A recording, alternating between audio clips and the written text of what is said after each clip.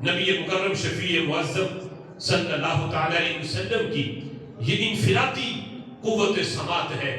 ویسے اس پہ درجنوں احادیث ہیں کہ صحابہ کرام علیہ رضوان نے نبی پاک علیہ السلام کے اوپر پتھروں کو بھی درود و سلام پڑھتے ہوئے دیکھا۔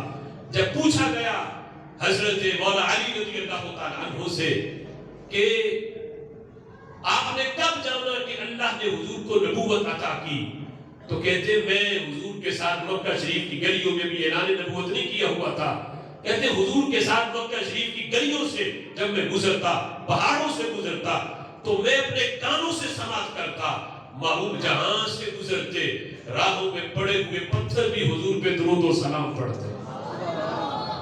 اس سلسلہ میں مشکات کے اندر یہ حدیث بھی موجود ہے کہ عام طور پر وہ حالت کہ جس حالت میں ایک عام انسان کی قوت سماعت معطل ہوتی ہے، بندہ سن نہیں سکتا، اگرچہ زندگی ہے، سانس چل رہی ہے، لیکن اس حالت میں قوت سماعت بندے کی معطل ہے، اور وہ حالت ہے نیند کی۔ جب بندہ سو رہا ہو، پاس بیٹھے بندہ جتنی مرضی باتیں کرے، آوازیں دے، جب وہ سویا ہے اس کے کانوں میں آواز نہیں جائے گی، قوت سماعت معطل ہے۔ لیکن میرے محبوب کی قوت سماعت اس حالت میں بھی کام کرتی ہے۔ حضرت ابو یعلا رضی اللہ تعالیٰ عنہ سے یہ حدیث مروی ہے کہ نبی مکرم شفیع معظم صلی اللہ تعالیٰ علیہ وسلم ایک سفر میں تھے۔ ابو یعلا کہتے ہیں میں بھی حضور کے ساتھ تھا، تو آپ نے اس وادی کے کنارے میں آرام کرنے کے لیے حضور اپنی سواری سے نیچے اترے اور وہاں حضور آرام فرمانے لگے۔ کہتے میں پاس بیٹھا تھا، پہرا دے رہا تھا، نبی پاک علیہ السلام سو گئے، حضور کی آنکھ لگ گئی۔ کہتے میں نے دیکھا کہ وادی کے کنارے سے ایک درخت اپنی جڑیں اکھیڑ کر درخت چلتا ہوا حضور کی بارگاہ میں حاضر ہوا۔ کہتے یہ منظر میں نے اپنی آنکھوں سے دیکھا۔ درخت حضور کے قریب آیا، قریب آ کے جھکا، تھوڑی دیر وہاں ٹھہرا، پھر واپس اپنی جگہ پہ چلا گیا۔ کہتے جب حضور بیدار ہوئے تو میں نے حضور سے پوچھا محبوب بتاؤ یہ درخت یہاں کیا لینے آیا تھا؟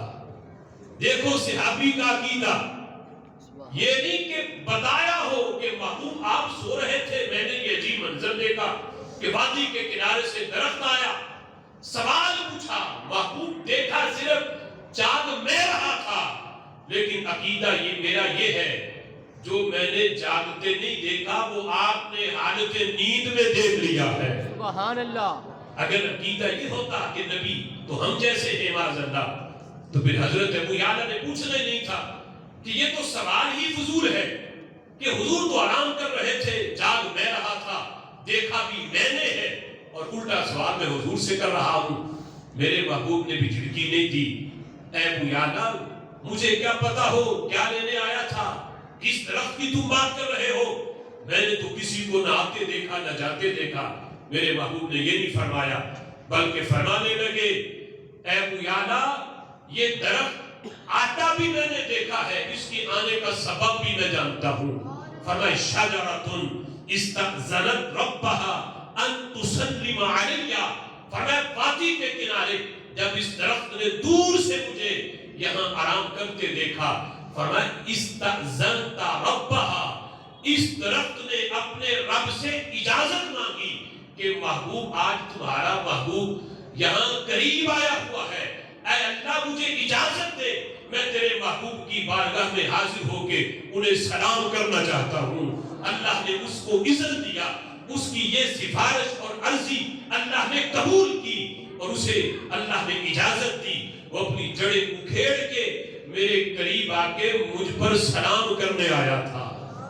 یہ کہاں نصیب میرے کہ تو آپ چل کے آتا، کوئی جذبہ محبت میرے کام آ گیا ہے، میرے دل کی دھڑکنوں میں تیرا نام آ گیا ہے، کر لو قبول آقا یہ غلام آ گیا ہے۔ ہمیں یہ تو مجھے سلام کرنے آیا تھا، اگرچہ میں حالت نیند میں تھا، اس حالت میں اگرچہ عام طور پہ دیگر انسانوں کی قوت سماعت اور قوت بصارت معطل ہوتی ہے، لیکن اللہ نے مجھے جو قوت سماعت دی کی ہے اور قوت بصارت کی ہے، وہ اس حالت میں بھی معطل نہیں ہوتی۔